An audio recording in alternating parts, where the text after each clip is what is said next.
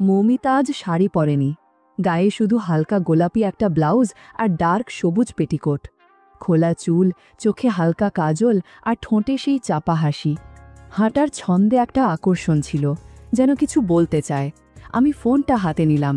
Lock খুলেই দেখি গ্যালারিতে কিছু ভিডিও খুলে আছে, যেন একাকিত্বে কারো সঙ্গ খোঁজার চেষ্টা। আমি রঞ্জিত, পেশায় মেকানিক, ঘরে ঘরে গিয়ে ফ্যান, গিজার, ওয়াশিং মেশিন সারাই করি। পাশের পাড়ার কৌশিকদার বাড়িতে মাঝে মাঝে ডাক পড়ে। ওনার মা, শ্রীমতী কাকিমা, বেশ গম্ভীর ও ভদ্রমহিলা। কৌশিকদা সদ্য বিয়ে করেছে, নতুন বউয়ের নাম মৌমিতা। মৌমিতা দেখতে সুন্দরী, গায়ের রং ফর্সা, চোখে কাজল, মুখে কম কথা, কিন্তু উপস্থিতি মনে গেঁথে যায়। চলাফেরায় এমন এক অভিব্যক্তি, যেন চোখ ফিরিয়ে নিলেও মন আটকে থাকে। সেদিন ছিল বিয়ের পরদিন। বাজারে গিয়ে শুনলাম, জানিস রঞ্জিত, কৌশিক নাকি ফুলশয্যা রাতেও বউয়ের কাছে ছিল না। আমি একটু চমকে বললাম, মানে? ওরা বলে গেল নাকি ঝুমার কাছে, সেই পুরনো প্রেম। ঝুমা পাশের পাড়ার মেয়ে, সুন্দরী, নিজেকে বেশ যত্নে রাখে। গায়ের অনেক ছেলের রাতের ঘুম ওর নামেই বাঁধা। শোনা গেল কৌশিক ফুলশয্যার রাতে ওর কাছেই ছিল।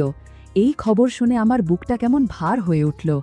একদিকে নতুন বউ, পরনে রাঙ্গা গয়না, চাহনি ভরা অপেক্ষা, অন্যদিকে সে পড়ে আছে পুরনো অতীতে। পরদিন সকালে আমি কাজে গিয়ে দেখি মৌমিতা রান্নাঘরে। গায়ে নরম সাদা ব্লাউজ, ঘামের বিন্দু পর্যন্ত ওকে সুন্দর লাগছিল।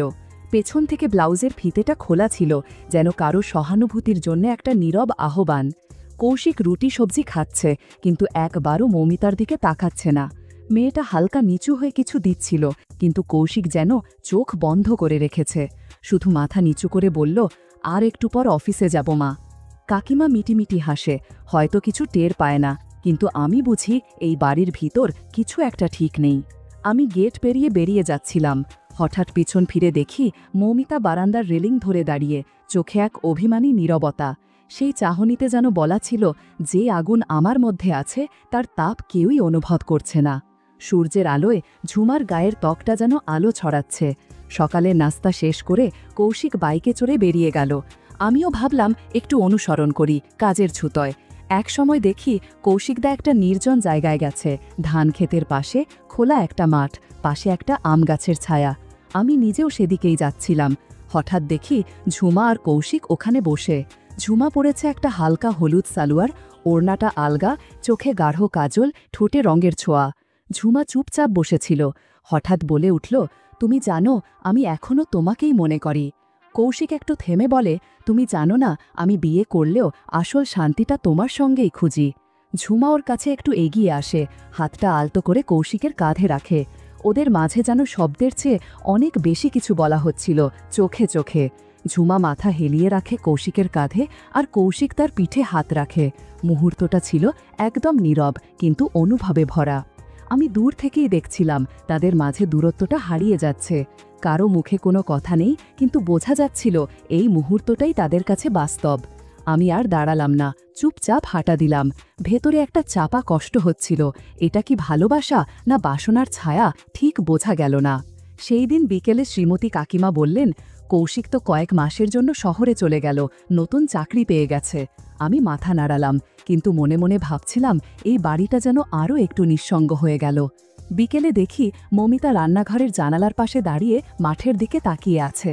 গায়ে ছাপা শাড়ি, মাথায় খোপা বাঁধা, গলার মঙ্গলসূত্রটা হালকা দুলছে বাতাসে। চোখে যেন অজানা এক শূন্যতা। কৌশিক যখন ছিল তখনও কথা বলতো না তেমন, আর এখন পুরো ঘরটাই যেন নিঃসঙ্গ হয়ে গেছে।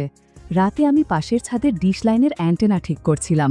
তখন দেখি কৌশিকদের ঘরের জানালা দিয়ে হালকা নীল আলো আসছে। বিছানায় একা শুয়ে আছে মৌমিতা। ঘরের মধ্যে কোনো শব্দ নেই, শুধু হালকা বাতাসের আওয়াজ আর নিঃশ্বাসের ছন্দ।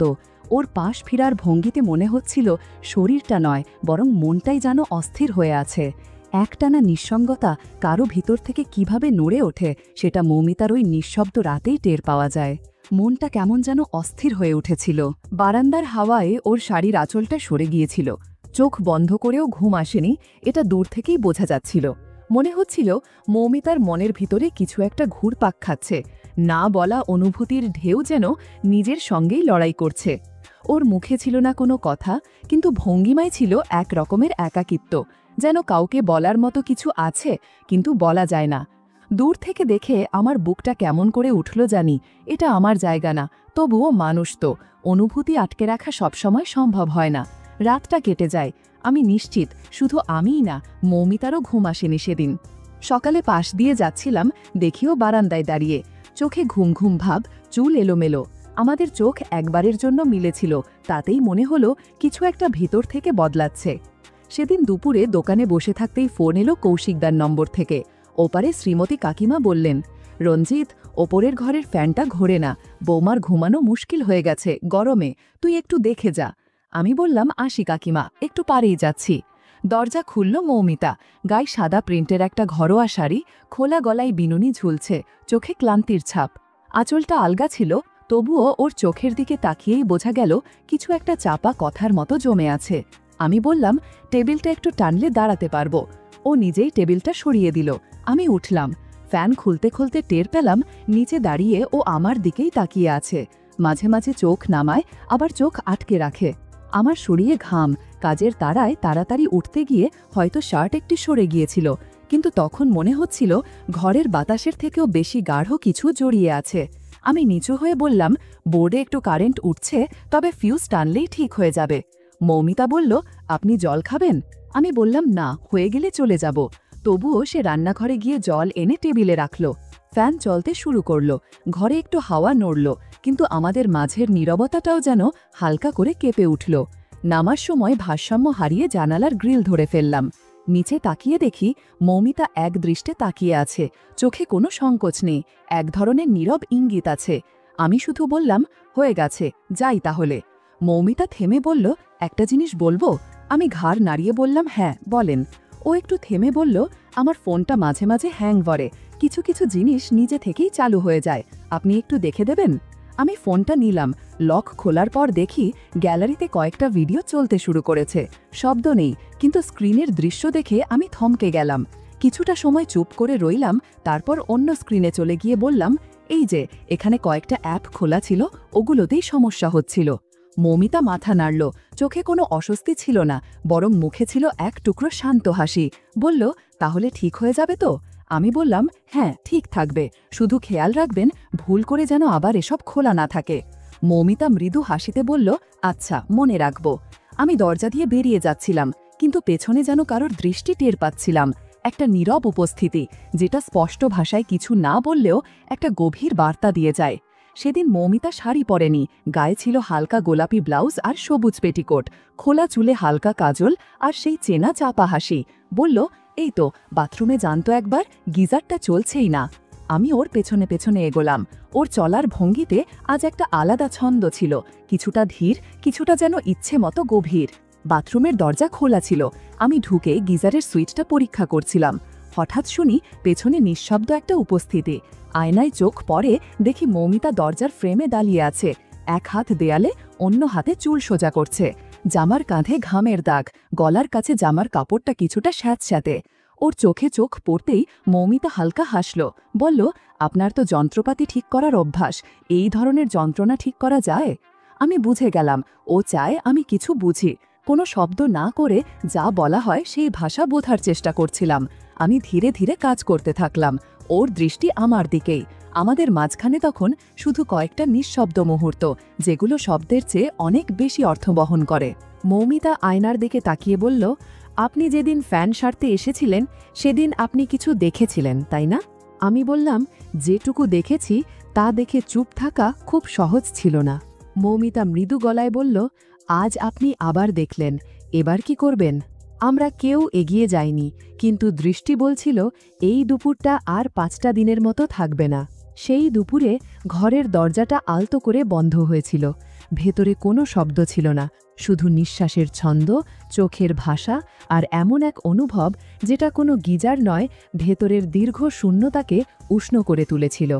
সেদিন থেকেই মৌমিতার ভেতরে যেন এক নতুন আলো ফিরতে শুরু করল। এক দুপুরে আমি মাঠে কাজ করছিলাম, গায়ে ঘাম, হাত মুখে কাদা।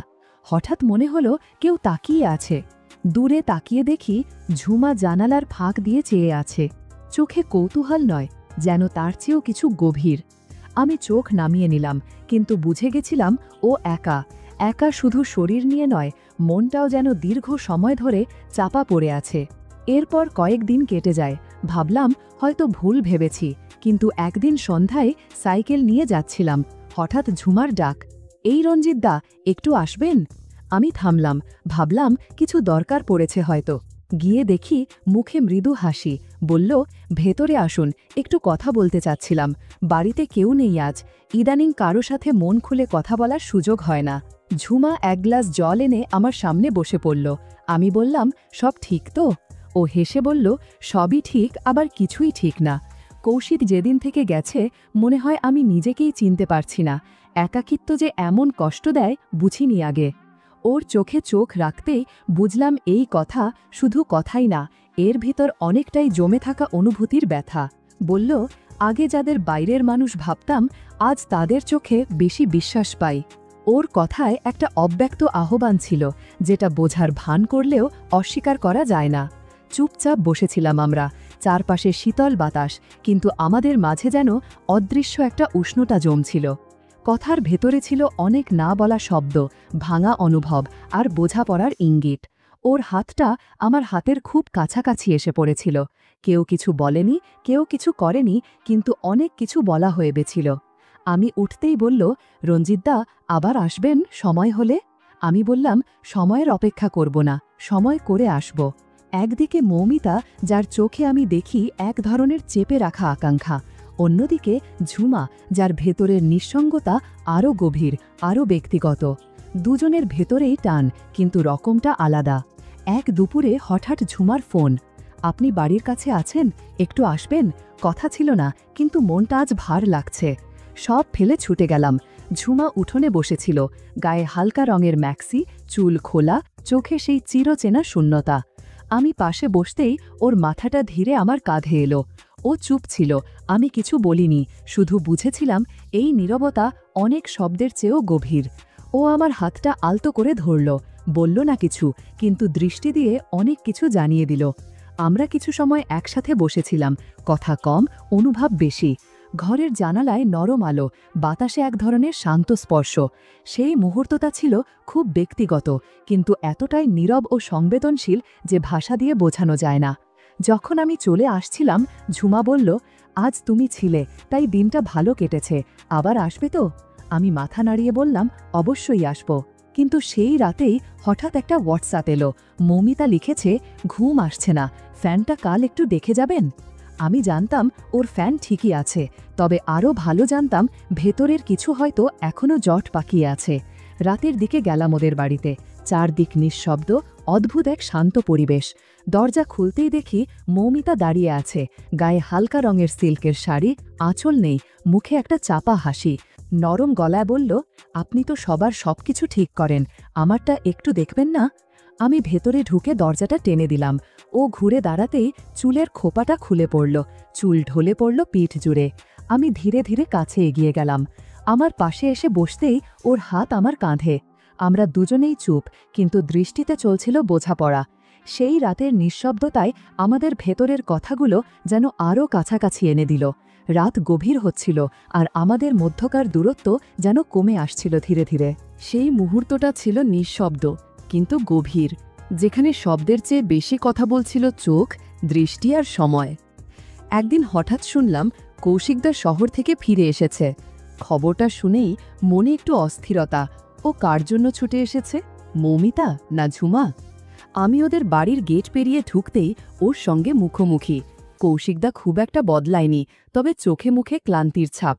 আমায় দেখে হেসে বলল, এই রঞ্জিত, কেমন আছিস রে, কতদিন পরে দেখা? আমি হেসে বললাম, ভালোই আছি দাদা, আপনি কেমন?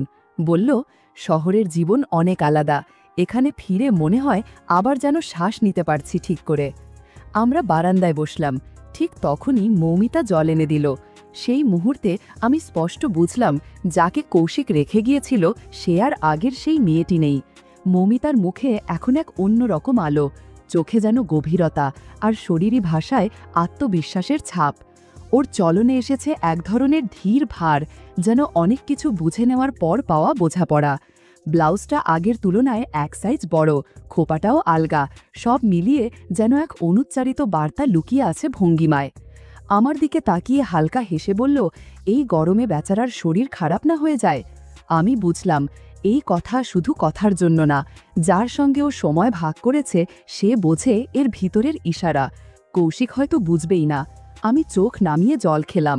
বেরিয়ে আসার সময় দেখি মৌমিতা দরজায় দাঁড়িয়ে, কৌশিক তখন ফোনে ব্যস্ত। মৌমিতা নিচু গলায় বলল, আপনি তো এখন আগের চেয়ে অনেক চুপচাপ হয়ে গেছেন রঞ্জিত, আপনি কি এখন সময় দেন অন্য কোথাও? আমি হাসলাম, আমার সময় এখন কেবল যার সত্যিই প্রয়োজন তার জন্যই থাকে। ও চোখে চোখ রেখে বলল, তাহলে আমার দরকার হলে জানাবো। ঝুমার ফোন এলো এক সন্ধ্যায়, ছোট করে বলল, এখন আর বাড়িতে না, দেখা হবে ক্ষেতের পাশের সেই ছোট সেলো ঘরটায়, অনেক নিরিবিলি। আমি হেসে বললাম, ঠিক আছে, কিন্তু বেরিয়ে আসার সময় মনে হচ্ছিল দরজার ফাঁক দিয়ে এখনও যেন ওর চোখের সেই চাহনি আমায় থামিয়ে রাখতে চাইছে। সন্ধে তখন নামছে। আমি এক চায়ের দোকানের সামনে দাঁড়িয়ে আছি। হঠাৎ দেখি রাস্তা দিয়ে ঝুমা আর কৌশিক হাঁটছে। ঝুমার হাঁটায় এখন এক অন্যরকম আত্মবিশ্বাস, চোখে সেই চেনা অভিব্যক্তি নেই, আছে একরকম স্থিরতা। কৌশিক কিছু একটা বলছে আর ঝুমা হালকা হেসে যাচ্ছে, তবে সেই হাসির মানে কৌশিক জানে না, আমিই জানি। আমি একটু দূরে থাকতেই ওদের চোখে পড়লাম। কৌশিক ডাক দিল, এই রঞ্জিত, আয় ভাই এই দিকে। আমি এগিয়ে গেলাম। ঝুমা মৃদু গলায় বলল, আজকাল তো আপনাকে দেখা যায় না, কোথায় ছিলেন এতদিন? আমি হালকা হাসলাম, এই তো এখানে সেখানে কাজে ব্যস্ত। ঝুমা এক চঞ্চল হাসি হেসে বলল, আপনার মতো মানুষকে তো অনেকে খুঁজে নেয়, প্রয়োজনও তো হয় মাঝে মাঝে, তাই না? আমি বুঝলাম ও যা বলল তার মানে কেবল যন্ত্র সারানোর বিষয় নয়। কিন্তু কৌশিক কালকের মতো সরলতায় দোকানদারকে বলে, 3টা চা দাও ভাই। আমরা 3জন দাঁড়িয়ে চুপচাপ চা খাচ্ছি। চায়ের কাপের ধোঁয়ার মতো আমাদের মাঝে ভেসে বেড়াচ্ছিল 3টা ভিন্ন সম্পর্ক।